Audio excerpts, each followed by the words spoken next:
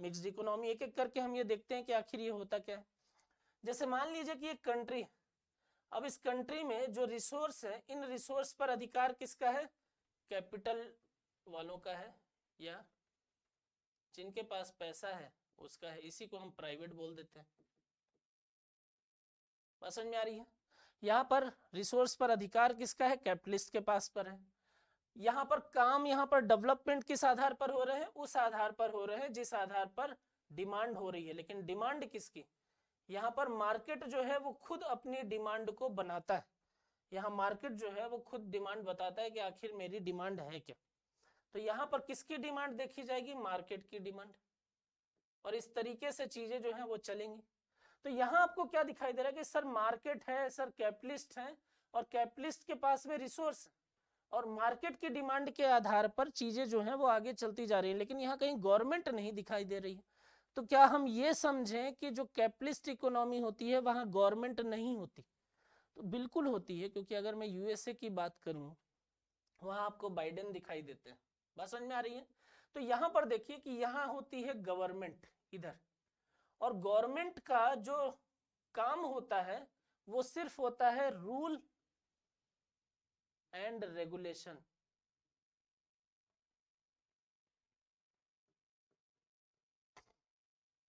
बात समझ में आ रही है? सरकार का जो काम होता है यहाँ पर वो सिर्फ होता है नियम और नियंत्रण का, वो सिर्फ रूल एंड रेगुलेशन बनाती। सरकार का प्रत्यक्ष रूप से किसी भी प्रकार से कोई हस्तक्षेप देखने को नहीं मिलता। काम जो होता है, डेवलपमेंट जो होते हैं, जो भी चीजें होती हैं, वो कैपिटलिस्ट के रिसोर्स किसके पास में? कैपिटलिस्ट के पास में। मार्केट के नीड के अकॉर्डिंग चीजें जो है वो चलती रहती हैं, लेकिन रूल और रेगुलेशन सरकार के आधार पर होते हैं। तो यहाँ पर सरकार की जो भूमिका है वो आपको किस प्रकार से दिखाई देती है? वो इनडायरेक्ट फॉर्म में दिखाई देती है। डायरेक्ट फॉर्म में सिर्फ क्या दिखता है? Rule and regulation. अब क्योंकि एक चीज यहाँ याद रखिएगा कि जो कैपिटलिस्ट इकोनॉमी होती है, उस कैपिटलिस्ट इकोनॉमी में क्योंकि सरकार का प्रत्यक्ष रूप से किसी भी प्रकार से कोई हस्तक्षेप नहीं होता है, डायरेक्टली किसी भी प्रकार से यहाँ पर मार्केट में इंटरफेरेंस नहीं देखने को मिलता, इसलिए बोला जाता है कि कैपिटलिस्ट इकोनॉमी में, यहाँ पर एक क्वेश्चन आता है, इसलिए बोला जाता है कि जो कैपिटलिस्ट इकोनॉमी होती है, उस कैपिटलिस्ट इकोनॉमी में हस्तक्षेप की नीति देखने को मिलती है।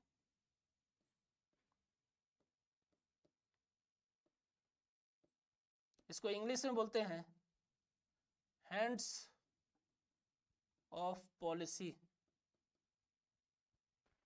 तो यहां पर क्या बोल दिया कि कैपिटलिस्ट इकोनॉमी में क्या देखने को मिलता है? तो वहां मिलता है हस्तक्षेप की नीति।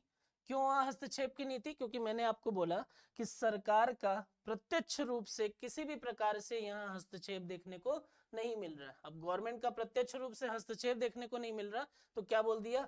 हस्तक्षेप की नीति। तो डायरेक्टली पूछता है कि जो हैंड्स ऑफ पॉलिसी है, जो हस्तक्षेप की नीति है, वो किस प्रकार की अर्थव्यवस्थाओं में देखने को मिलता है। बात समझ में आ रही है? तो यहाँ पर इतनी चीजें। नेक्स्ट अगर मैं बात करूं तो यहाँ पर आप देख लीजिए एक बार डेफिनेशन। तो यहाँ क्या बोला जाता है? पूंजीवादी अर्थव्यवस्था, अर्थव्यवस्था का ऐसा रूप जहां संसाधनों पर अधिकार किसका होगा?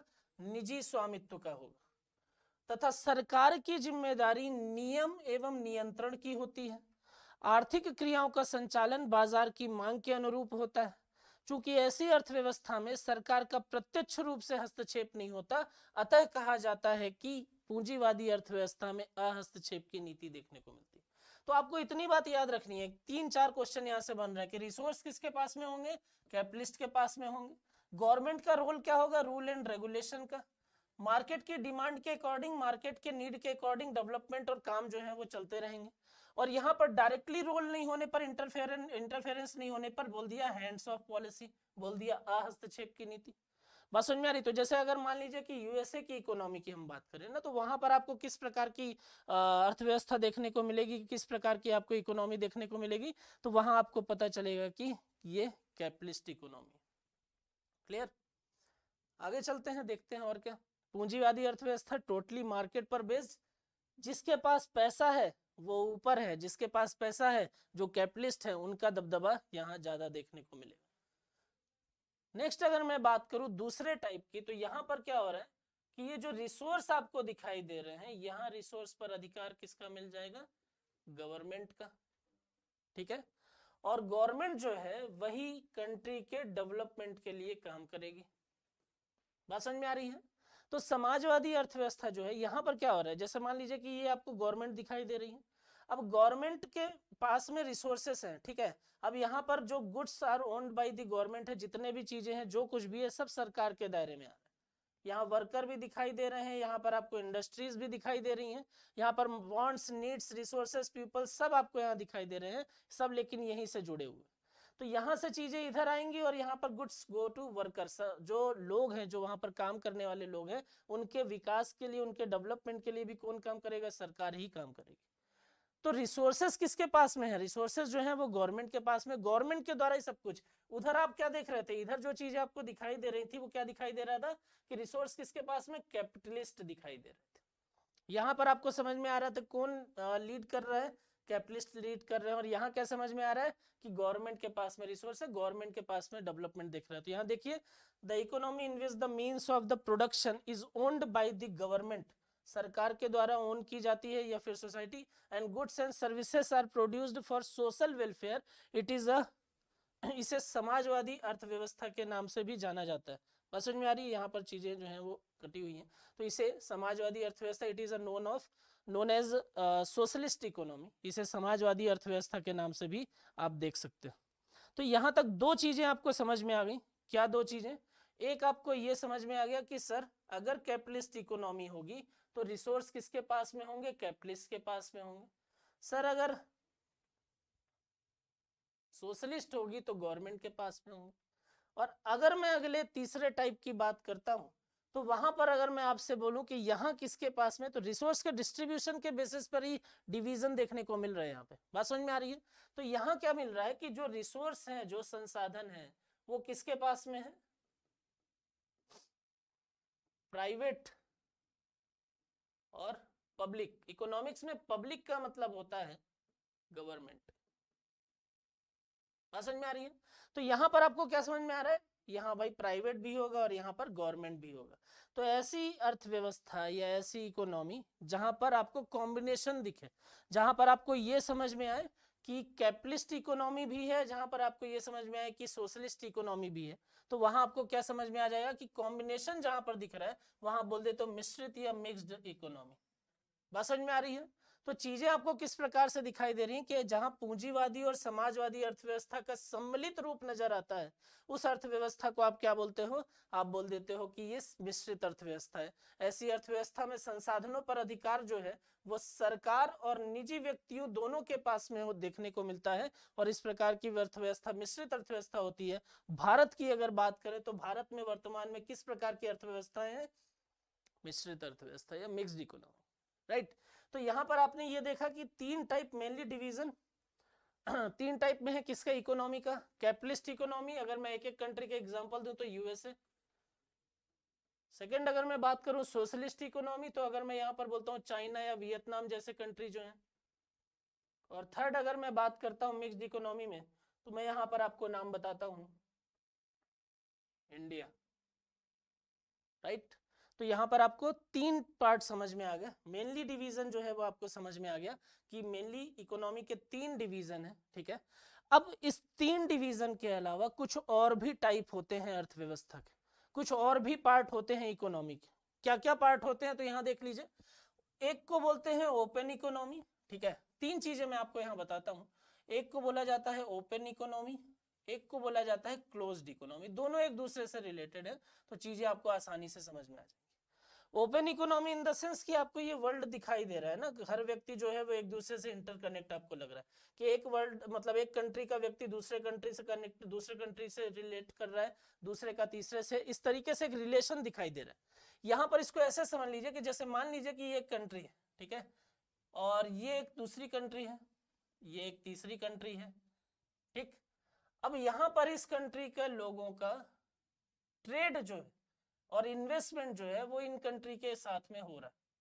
यहाँ ये मान लीजिए तीसरी कंट्री है, इसका इसके साथ में हो रहा है, इसका इसके साथ में हो रहा है, इसका कहीं नहीं हो रहा है। तो यहाँ पर मैं क्या बोल रहा हूँ कि एक कंट्री के लोगों का इन्वेस्टमेंट और ट्रेड यदि या दूसरे कंट्री के साथ में भी देखने को मिलता है, तो वहां पर हम बोलते हैं कि ये खुली अर्थव्यवस्था है, वहां पर हम बोलते हैं कि ये ओपन इकोनॉमी, राइट। तो यहाँ किस प्रकार की चीजें दिखाई दे रही हैं, यहाँ आपको दिखाई दे रहा है ओपन इकोनॉमी का मतलब होता है एक कंट्री की इकोनॉमी वर्ल्ड की दूसरे कंट्री के इकोनॉमी से रिलेट करे। अगर वर्ल्ड कितनी, सर क्वेश्चन ये उठता है कि कितने कंट्री के साथ में रिलेट करना है, कितने कंट्री के साथ में इन्वेस्टमेंट और ट्रेड जैसी चीजों को एग्जीक्यूट करना है, एक भी कंट्री के साथ में अगर आप कर रहे हैं, बात समझ में आ रही है। अगर इंडिया का ट्रेड या इंडिया का इन्वेस्टमेंट किसी एक कंट्री के साथ में भी हो रहा है तो वहां पर क्या बोल दिया जाएगा, वहां पर बोला जाएगा ओपन इकोनॉमी है। बात समझ में आ रही है। तो यहाँ पर डेफिनेशन के बेसिस पे अगर देखें आप तो क्या बोल रहे हैं, देश की ऐसे देश की अर्थव्यवस्था जो अन्य देशों से आयात निर्यात निवेश या आर्थिक रूप से दुनिया के अन्य देशों के साथ संबंधित होती है उसे खुली अर्थव्यवस्था कहते हैं। यहाँ मैंने आपको बताई है कि यहाँ आपको क्या दिखाई दे रहा है कि भाई रिलेशन जो है वो कैसा है, आपकी एक कंट्री का जो इन्वेस्टर है वो दूसरी कंट्री के साथ में इन्वेस्टमेंट कर रहा है, दूसरी कंट्री का जो ट्रेडर है वो तीसरे के साथ में व्यापार कर रहा है। तो यहाँ पर ट्रेड एंड इन्वेस्टमेंट के आधार पर रिलेशन जो है वो बने हुए हैं ना। लेकिन यहाँ पर अगर मैं देखूं इसमें इस कंडीशन के बेसिस पे अगर देखूं तो ये कंट्री ये कंट्री ये कंट्री और ये कंट्री आइदर इंपोर्ट और एक्सपोर्ट ना, जरूरी नहीं है कि आप आयात और निर्यात दोनों चीजें करें। यहाँ पर अगर आप सिर्फ आयात कर रहे हैं, यहाँ पर अगर आप सिर्फ निर्यात कर रहे हैं, इधर इंपोर्ट और एक्सपोर्ट भी चल रहा है, तो वहां पर चीजें क्या दिखाई देंगे कि अगर उनमें से कोई एक चीज भी एग्जीक्यूट हो रही है तो आप ओपन इकोनॉमी का पार्ट रहे। बात समझ में आ रही है। तो यहाँ पर चीजें किस तरीके की हैं कि यहाँ इतनी कंट्री पर आपको समझ में आ रहा है कि ये ओपन इकोनॉमी। लेकिन जब मैं इसकी बात करता हूँ, जब मैं इस कंट्री की बात करता हूँ, तब आपको क्या दिखाई देता कि ये एक ऐसी कंट्री है भाई यहीं प्रोडक्शन हुआ, यहीं कंजम्पशन हो गया, बाहर से कुछ भी अंदर आया नहीं है और अंदर से कुछ बाहर गया नहीं। तो जब इस प्रकार की चीजें हैं तो आपको क्या समझ में आता है यहाँ पर, यहाँ आपको समझ में आता है कि जब एक कंट्री का रिलेशन इन्वेस्टमेंट एंड ट्रेड के फॉर्म में किसी दूसरी कंट्री के साथ में ना रहे तो उस कंट्री को आप क्या बोलते हो, उस कंट्री को आप बोल देते हो कि ये क्लोज्ड फॉर्म में। बात समझ में आ रही है। यहाँ पर आप डायग्राम देखिए कि जैसे मान लीजिए कि ये क्या है, ये कंट्री, ठीक। अब इस कंट्री में जितना प्रोडक्शन हो रहा है, ठीक है, जिस कंट्री में जितना प्रोडक्शन हो रहा है उस प्रोडक्शन को आप अंदर ही कंजम्पशन कर रहे हो। जितना यहाँ अंदर आपको चीजें प्रोड्यूस होती दिख रही हैं वो आपको कंज्यूम होती भी दिख रही हैं। यहाँ कहीं पर भी आपको ऐसी चीजें नहीं दिखाई दे रही हैं कि इससे कंट्री से बाहर, यहाँ नो इम्पोर्ट है और नो, बाकी आपको नो एक्सपोर्ट भी दिखाई दे रहा है। तो बाहर से अंदर नहीं, बाहर से अंदर से बाहर जैसी सिचुएशन जो है वो कुछ भी नहीं बनेगी और ना ही इन्वेस्टमेंट जैसी सिचुएशन बनेगी। बात समझ में आ रही है। तो यहाँ पर क्या दिखाई देता है कि जब एक कंट्री वर्ल्ड की किसी दूसरे कंट्री के साथ में रिलेट ना करे, इन्वेस्टमेंट एंड ट्रेड ना करे, तो वहां पर बोल देते हैं कि उस कंट्री में किस प्रकार से चीजें देखने को मिलेंगी, तो उस कंट्री में क्लोज्ड इकोनॉमी का फॉर्म जो है वो देखने को मिलता है। बात समझ में आ रही है। तो ओपन इकोनॉमी का मतलब सीधा सा होता है कि open economy in the sense एक कंट्री वर्ल्ड की दूसरी कंट्री के साथ में ट्रेड एंड इन्वेस्टमेंट के फॉर्म में एग्जीक्यूशन करे। और क्लोज्ड इकोनॉमी का मतलब होता है कि आप अपनी ही कंट्री तक सीमित हैं, बाहर कंट्री से ना ही आप कुछ इंपोर्ट करो, ना एक्सपोर्ट करो, ना ही इन्वेस्टमेंट करो। बात समझ में आ रही है। तो अगर मैं आपसे अब पूछता हूं कि सर वर्ल्ड में ऐसी कौन सी कंट्री हैं या कौन कौन सी कंट्री हैं कि जहां पर क्लोज्ड इकोनॉमी है और जहां पर ओपन इकोनॉमी है, तो आप क्या बोलेंगे। तो सीधे तरीके से आप ये बता सकते हैं कि सर वर्ल्ड की ऑलमोस्ट जितनी भी कंट्रीज सब की सब ओपन इकोनॉमी के फॉर्म में। क्यों, क्योंकि वो कहीं ना कहीं से कुछ ना कुछ या तो उनके यहाँ इन्वेस्टमेंट हो रहा है या वो ट्रेड कर रहे हैं। बात समझ में आ रही है। तो बोले कि सर ये क्लोज्ड इकोनॉमी कौन सी कंट्री है। अगर हम इसकी बात करें तो फुली फॉर्म में पूरे तरीके से अगर आप देखोगे तो पूरे तरीके से ये आपको क्लोज्ड इकोनॉमी जो है वो किसी भी वर्ल्ड में किसी भी कंट्री पर नजर नहीं आएगी। तो बोले सर क्यों। अगर मान लीजिए मैं कोविड के ड्यूरेशन की बात करता हूं,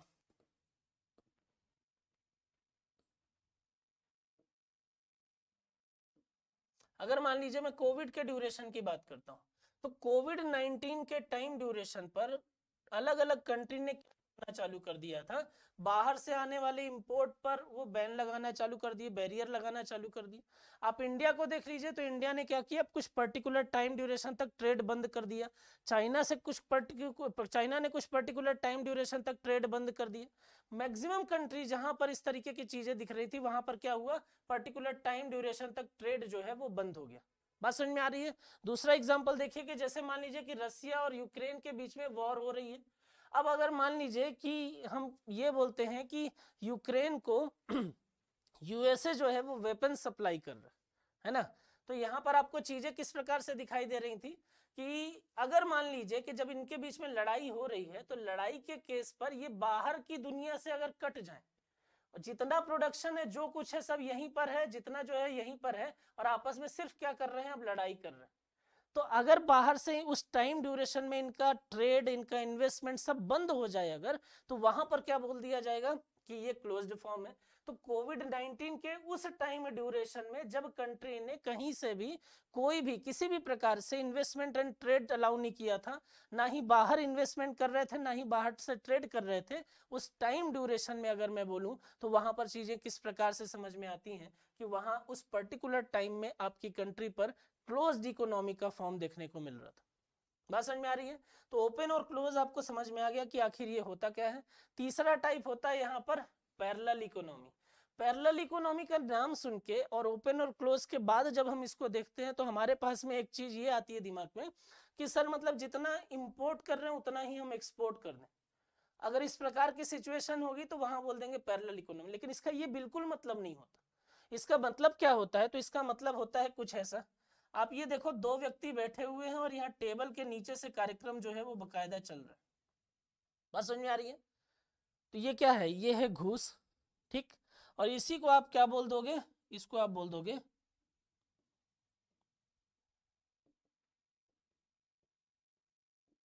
ब्लैक मनी, इसी को आप बोल देते हो काला धन। बात समझ में आ रही है। तो ये आपको दिखाई दे रहा है। तो यहाँ किस तरीके की चीजें हैं कि जैसे मान लीजिए कि लोग जॉब कर रहे हैं, बिजनेस कर रहे हैं, तो वहां से टैक्स पे करने के बाद में अगर टैक्सेबल इनकम है तो उनकी सैलरी आ रही है, ये व्हाइट मनी का फॉर्म है। और साथ ही साथ वो कुछ इस तरीके की भी चीजें कर रहे हैं, तो ये ब्लैक मनी का फॉर्म है। तो जब कंट्री में लोगों के पास में व्हाइट मनी होता है तो उस व्हाइट मनी से वो क्या करते हैं, पैसे खर्च करते हो। और पैसों को खर्च करने की जो प्रोसेस है, जो प्रक्रिया है, आप उसको क्या बोल देते हो, आप उसको बोलते हो इकोनॉमिक एक्टिविटी। ये क्लास स्टार्ट करते समय दूसरी स्लाइड में ही मैंने आपको बताया था कि इकोनॉमिक एक्टिविटी जो मनी से हो रही है, लेकिन किस प्रकार के पैसे से, व्हाइट मनी से। और साथ ही साथ उनके पास में क्या है, ब्लैक मनी, तो उस ब्लैक मनी को भी खर्च कर रहे हैं। तो यहां पर भी पैसा खर्च हो रहा है, तो ये भी इकोनॉमिक एक्टिविटी हो रही है। एक इकोनॉमिक एक्टिविटी जो व्हाइट मनी पर बेस्ड है ना, वो कंबाइंड फॉर्म में क्या कहला रही, कंट्री की इकोनॉमी कहला रही, वो देश की अर्थव्यवस्था कहला रही। और एक इकोनॉमिक एक्टिविटी जो ब्लैक मनी पर बेस्ड है, एक इकोनॉमिक एक्टिविटी जो ब्लैक मनी पर बेस्ड है, वहां भी इकोनॉमिक एक्टिविटी हो रही है, वो कंबाइंड फॉर्म में क्या कहला रही है, कैसे दिखाई दे रही है कि देश की इकोनॉमी के साथ साथ यहां पर क्या दिखाई दे रहा है कि कंट्री की इकोनॉमी के साथ साथ आपको इस प्रकार की चीजें जो है वो देखने को मिल रही है। तो यहां आपको क्या दिख रहा है कि ये पैरेलली चल रहा है ना, ये समांतर चल रहा है। तो इसलिए इसको नाम दे दिया ब्लैक मनी पर बेस्ड इकोनॉमी को पैरेलल इकोनॉमी। इसलिए इसको क्या नाम दे दिया, इसको बोला कि ये पैरेलल है। समझ में आ रही है। इसलिए इसको बोल दिया कि पैरेलल इकोनॉमी है। तो किसी भी कंट्री की इकोनॉमी के पैरेलली जो ब्लैक मनी पर बेस्ड इकोनॉमी चलती है, उसको उस कंट्री पर क्या बोलते हैं, पैरेलल इकोनॉमी। ब्लैक मनी आपको समझ में आ गया। किसको बोलते हैं ब्लैक मनी, या काला धन। ब्लैक मनी उसको बोला जाता है, ये काला धन उसको बोला जाता है कि आपकी ऐसी इनकम जो टैक्सेबल है, उस पर आपने टैक्स नहीं दिया, वो आपका हिस्सा ब्लैक मनी हो गया। और ऐसी इनकम जो इलीगल सोर्सेस से कमाई गई है, वो भी आपका ब्लैक मनी। ये क्या है, ये इलीगल सोर्स। बात समझ में आ रही है। तो यहाँ पर आपने घूस ले लिया, आप मर्डर कर दिए, लूटपाट कर लिए, तो यहाँ से जो चीजें आ रही हैं वो इलीगल सोर्सेस है ना। और आपका बिजनेस में मान लीजिए आपको 10 लाख की इनकम हुई, प्रॉफिट हुआ, और आप शो कर रहे हो 8 लाख रुपए, तो वो 2 लाख रुपए आपका क्या है, टैक्सेबल तो वो भी था ना, उस पर आपने टैक्स नहीं दिया। तो यहाँ पर वो 2 लाख रुपए वाला हिस्सा वो ब्लैक मनी है, घूस लेने वाला हिस्सा वो ब्लैक मनी। तो इलीगल सोर्सेस और टैक्सेबल फॉर्म में जो चीजें हैं उनमें टैक्स को चोरी करना, तो यहाँ पर वो ब्लैक मनी हो जाएगा। तो देश में ऐसी अर्थव्यवस्था जो काले धन पर आश्रित है, ऐसी अर्थव्यवस्था जो ब्लैक मनी पर बेस्ड है, उसको आप क्या बोल देते हो, उसको आप बोलते हो पैरेलल इकोनॉमी। बात समझ में आ रही है? तो आपको 6 टाइप दिखाई दे दिए। आपको समझ में आ गया कि सर कैपिटलिस्ट इकोनॉमी क्या होता है, आपको समझ में आ गया कि सर सोशलिस्ट इकोनॉमी क्या होता है, आपको इतनी बात का आइडिया लग गया कि मिक्स्ड इकोनॉमी क्या होती है। देन हमने बात कर लिया ओपन इकोनॉमी, क्लोज्ड इकोनॉमी और पैरेलल इकोनॉमी की।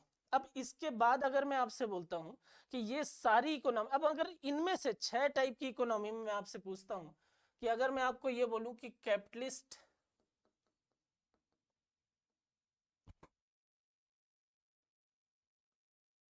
अगर मैं आपको बोलता हूं कि capitalist, socialist, mixed, open, closed and parallel, इन 6 में इंडिया में किस टाइप की इकोनॉमी है, तो आप क्या बोलेंगे? तो इन तीनों में तो आपको ये समझ में आ गया कि इन तीनों में कौन सी इकोनॉमी है, तो आपको इतनी बात का आइडिया लग गया कि सर ये है मिक्स्ड इकोनॉमी। बोले कि सर इंडिया जो है वो ट्रेड भी कर रहा है तो ओपन इकोनॉमी, इन्वेस्टमेंट भी हो रहा है तो ओपन इकोनॉमी, और देश में नोटबंदी हो रही है, डिमोनेटाइजेशन हो रहा है, मतलब देश में काला धन भी है, तो इसलिए वहां पर पैरेलल इकोनॉमी। तो इंडिया की अगर बात करें तो मिक्स्ड इकोनॉमी करंट में, ओपन इकोनॉमी और पैरेलल इकोनॉमी। याद रखिएगा ओपन इकोनॉमी जहां होगी वहां क्लोज नहीं होगा, क्लोज जहां होगी वहां ओपन नहीं होगा। बात समझ में आ रही है? तो करेंटली अगर हम बात करें तो मिक्स्ड इकोनॉमी और ओपन इकोनॉमी और पैरेलल इकोनॉमी जो है वो आपको देखने को मिलती है कहां पर? इंडिया में, ये अभी। लेकिन अगर मैं आपसे बोलता हूं कि 1947 के पहले किस टाइप की इकोनॉमी देखने को मिलती थी, तो वहां 2 प्रकार की इकोनॉमी देख लीजिए। बढ़िया बैठा हुआ है ये अंग्रेज व्यक्ति जो है, वो धक्का देकर इसको लेकर जा रहे हैं, ठीक है। अब देखिए किस प्रकार की स्थिति थी, है ना। भारत की स्थिति, पैरों में जूते भी नहीं दिखाई दे रहे हैं, ठीक है, नंगे पैरों से अंग्रेज जो है वो दमन कर रहे थे भारतीयों का। तो इस प्रकार से चीजें आपको दिखाई दे रही। अब इन्हीं चीजों को आप हिस्ट्री पर पढ़ते हो ना, इन्हीं चीजों को आप देखते हो कि भाई ये सोशल फॉर्म में जो कंडीशन है वो कैसी थी इनकी। अब जब इसी को मैं कैसे इकोनॉमिक फॉर्म में लेकर चलता हूँ तो आपको वहां से अलग अलग प्रकार की डिफरेंट टाइप की इकोनॉमी दिखाई देती। तो मेनली अगर मैं बात करूं 1947, बिफोर 1947, तो वहां पर आपको 2 टाइप की इकोनॉमी दिखाई देगी। एक आपको दिखाई देगा वहां पर कोलोनियल फॉर्म इकोनॉमी का, कोलोनियल इकोनॉमी, और दूसरा आपको दिखाई देगा वहां पर कॉम्प्लीमेंट्री इकोनॉमी, राइट। तो यहां पर चीजें किस तरीके से, एक दिखाई दे रहा है कॉलोनियल इकोनॉमी, दूसरा दिखाई दे रहा है कॉम्प्लीमेंट्री। इसी इमेज से आपको चीजें जो है वो समझ में आ जाएगी। यहां से दिमाग पर बैठा लीजिए कि सर अंग्रेजों ने भारतीयों का शोषण किया। वैसे दिमाग पर बैठाने की जरूरत क्या है, बचपन से पढ़ते आ रहे हैं, शोषण जो है वो देखते आ रहे हैं, तो चीजें जो है वो बेहतर तरीके से आप जानते हैं। उसको मैं इकोनॉमिक फॉर्म, हिस्ट्री के पॉइंट ऑफ व्यू से सोशल पॉइंट आप जानते हैं, आप उसका आज उसका इकोनॉमिक फॉर्म देख लीजिए कैसे होता है। तो एक होता है कॉलोनियल इकोनॉमी, है ना। आप ये देखते हैं ना कि ब्रिटेन क्या था, ब्रिटेन अपनी कॉलोनी बनाता था, है ना। और कॉलोनी बनाकर, जैसे अगर मैं बात करूं तो ये अगर इंडिया है तो इंडिया ब्रिटेन की कॉलोनी था ना। बात समझ में आ रही है? इंडिया जो है वो ब्रिटेन की कॉलोनी था। अब यहां पर किस तरीके की चीजें देखी जाती है, या उपनिवेशिक अर्थव्यवस्था या कॉलोनियल इकोनॉमी बोलते किसको?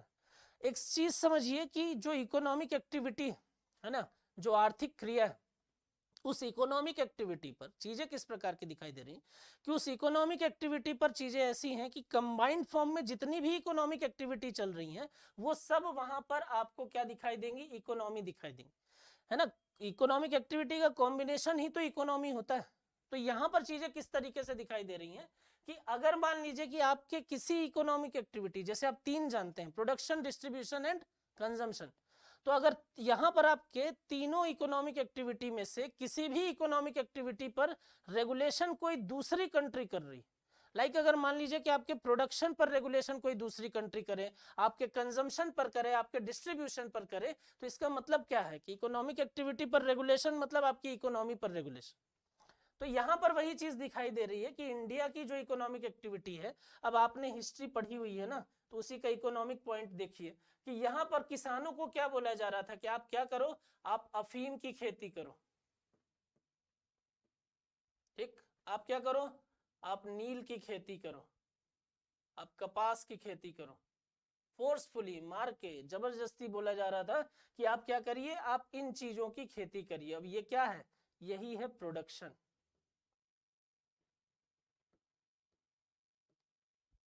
बस समझ में आ रही है। यहां पर क्या दिखा, यहां पर दिखा आपको कि भारत में क्या प्रोड्यूस होगा, भारत में क्या प्रोडक्शन करना है, उस पर रेगुलेशन कौन कर रहा है, उस पर रेगुलेशन कर रहा है आपका ब्रिटेन। तो इंडिया के प्रोडक्शन पर रेगुलेशन मतलब कि क्या हो गया, इंडिया के इकोनॉमी पर रेगुलेशन। बात समझ में आ रही है। इंडिया के प्रोडक्शन पर रेगुलेशन मतलब इंडिया के इकोनॉमिक एक्टिविटी पर रेगुलेशन, और इकोनॉमिक एक्टिविटी पर रेगुलेशन मतलब इंडिया की इकोनॉमी पर रेगुलेशन। तो यहां पर चीजें कैसी दिखाई दे रही हैं कि जब किसी कंट्री की इकोनॉमी पर रेगुलेशन, अगर मैं यहां बोलूं डायरेक्टली कि कंट्री में प्रोडक्शन पर रेगुलेशन है, इट मींस कि कंट्री की इकोनॉमी पर रेगुलेशन है, तो गलत थोड़ी होगा।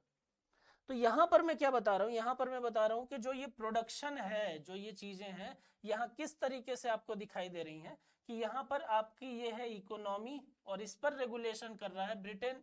तो जब किसी देश की इकोनॉमी पर रेगुलेशन कोई दूसरी कंट्री करती है, तो वहां पर हम बोल देते हैं कि क्या हो रहा है, वहां पर हम बोलते हैं कि ये कॉलोनियल फॉर्म है, किसका, इकोनॉमी का।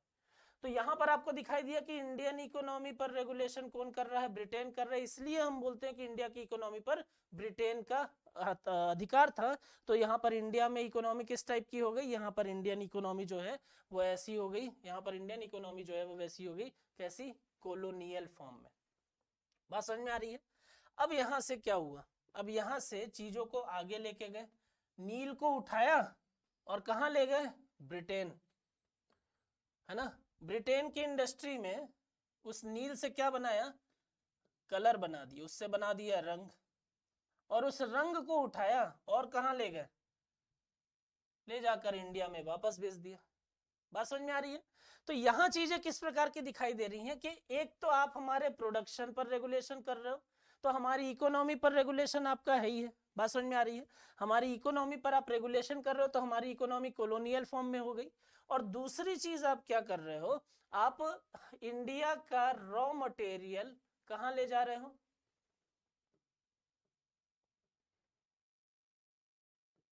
आप ले जा रहे हो ब्रिटेन, और ब्रिटेन में उसको कर रहे हो आप मैन्युफैक्चर्ड, और मैन्युफैक्चर्ड करने के बाद उसको विनिर्मित फॉर्म में बनाने के बाद उसको वापस से लाकर कहां बेच रहे हो, आप फिर से उसको बेच रहे हो इंडिया में।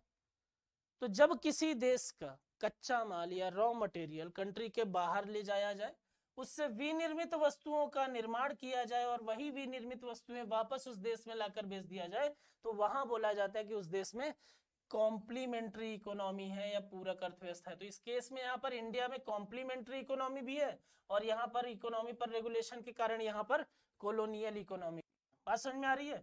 तो यहाँ पर आपको ये समझ में आ गया कि यहाँ पर दोनों टाइप की इकोनॉमी देखने को मिल रही है कि इंडिया में बिफोर 1947 कॉम्प्लीमेंट्री इकोनॉमी का भी फॉर्म था, और इंडिया में बिफोर 1947 कॉलोनियल इकोनॉमी का भी फॉर्म था।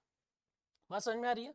अब देखिए, आप कोई भी टॉपिक जैसे आगे पढ़ेंगे ना, तो वहां पर दो रूल जो है वो बहुत ज्यादा इंपॉर्टेंट, उन दो रूल को मैं थोड़ा सा बहुत शॉर्ट में आपको अभी बता देता हूं, है ना।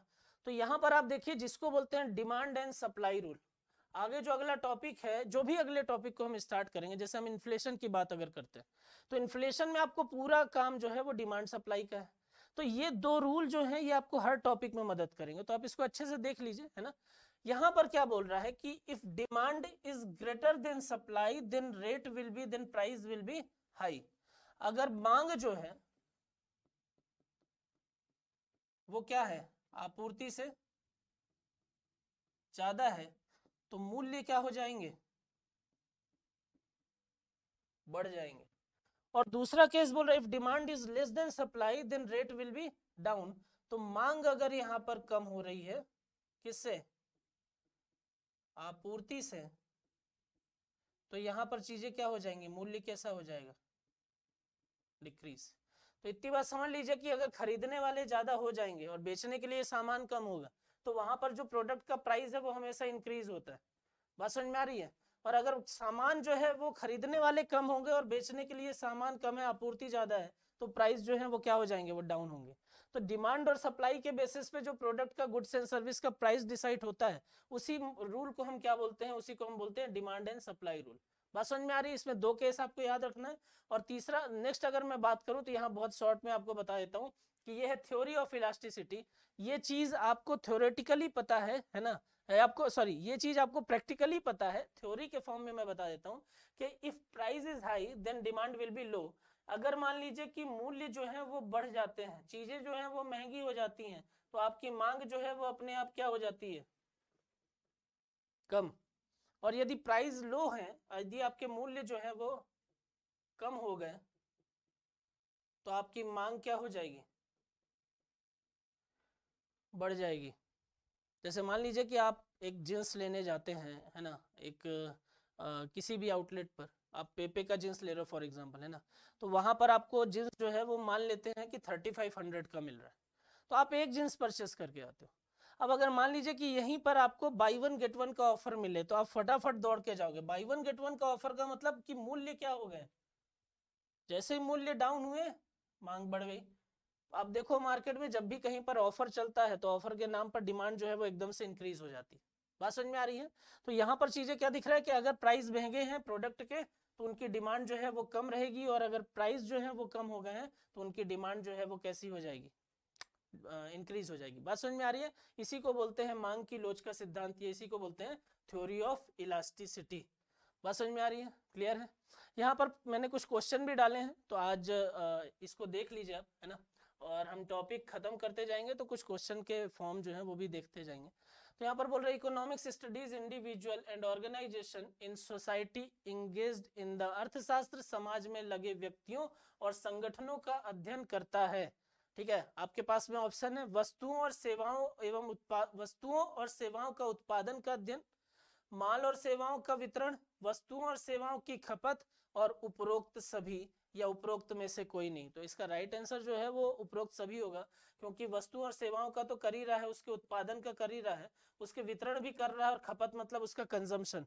तो इकोनॉमिक क्या है, स्टडी कर रहा है प्रोडक्शन डिस्ट्रीब्यूशन कंजम्पशन, ये ही तीनों तो प्रोडक्शन डिस्ट्रीब्यूशन कंजम्पशन है, राइट। नेक्स्ट अगर मैं बात करूं, सेकंड क्वेश्चन बोल रहा है economics is most accurately described as the study of, अर्थशास्त्र को सबसे सटीक रूप से किसके अध्ययन के रूप में वर्णित किया गया है, पैसे के रूप में, या how to make choices given limited resources with unlimited desire, असीमित इच्छाओं के साथ में सीमित संसाधनों का विकल्प कैसे बनाए, financial institution, how to eliminate scarcity, या फिर हाउ फर्म मैक्सिमाइज प्रॉफिट। ठीक है, तो यहाँ पर आप देखो तो मैं आपको बता ही रहा था, सीमित संसाधनों का प्रयोग करके चीजें जो है, या लिमिटेड रिसोर्स का यूज करके, और वहां पर स्टडी करना है, उसी को सटीक रूप से आप देख सकते हो।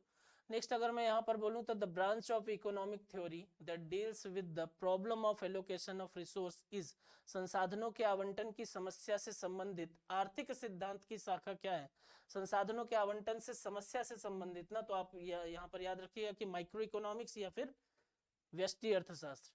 Under a free economy prices are, free economy में प्राइजेस जो है वो किस प्रकार से, एक मुक्त अर्थव्यवस्था के तहत कीमतें जो है वो कैसी, तो determined through the free interplay of demand and supply, मांग और आपूर्ति के मुक्त परस्पर क्रिया के माध्यम से। यहाँ देखिए क्या था, थ्योरी ऑफ इलास्टिसिटी में आपने क्या देखा था कि मांग और सप्लाई डिसाइड कर रही है कि मार्केट में प्रोडक्ट का प्राइस जो है वो क्या होगा। बात समझ में आ रही है? नेक्स्ट पॉइंट की अगर मैं बात करूं, नेक्स्ट क्वेश्चन की, तो मूल्य सिद्धांत को इस रूप में भी जाना जाता है, price theory is known as, तो यहाँ पर बोल रहे हैं macro economics, developed economics, public economics, या माइक्रो इकोनॉमिक्स। तो मूल्य सिद्धांत जो है यहाँ पर आप याद रखिएगा कि प्राइस थ्योरी माइक्रो इकोनॉमिक्स जो है उसके नाम से जानी जाती है। तो इतनी चीज़ों के बारे में हमने आज बात की है। मेनली मैंने आपको इंट्रोडक्शन बताया कि आखिर क्या क्या चीज़ें हैं, क्या क्या डिवीज़न देखने को मिलता है, अलग अलग इकोनॉमी के टाइप क्या है, उनके बारे में हमने चर्चा की है। ठीक है, तो आई होप कि आपको इतनी चीज़ें जो हैं वो क्लियर हो गई होंगी, है ना। और कल हम मिलेंगे, कल हम जब चीज़ों को देखेंगे तो नए टॉपिक के बारे में बात करेंगे। ठीक है, फिर आज इतना ही रखते हैं। Thank you.